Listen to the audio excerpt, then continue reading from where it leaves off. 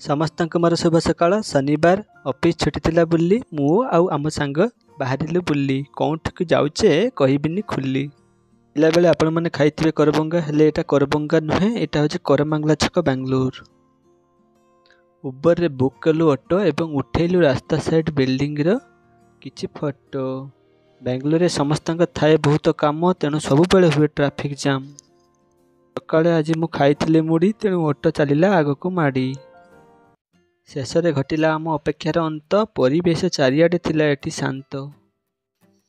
ଆହା କି ସୁନ୍ଦର ପରିବେଶ, ମନରେ ଅଙ୍କୁରିତ ହୁଏ ହସ। Finally we are about to reach the building of National Gallery of Modern Art। ଆମକୁ ଭିତରକୁ ଯିବା ପାଇଁ କଟା ଯାଇଥିଲା ଟିକଟ। ଫର୍ ଇଣ୍ଡିଆନ୍ 20 rupees ଥିଲା ଏବଂ ଫରେନର ମାନଙ୍କ ପାଇଁ 500 ଟଙ୍କା ଥିଲା।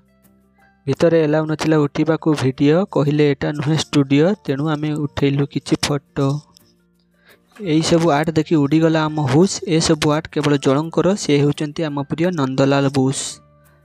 ଆର୍ଟ ସବୁ ଦେଖି ମନରେ ଗୋଟିଏ କଥା ଆସେ, life is a art of drawing without an eraser. So be happy, make your surrounding happy, life is nothing, it's like a bubble.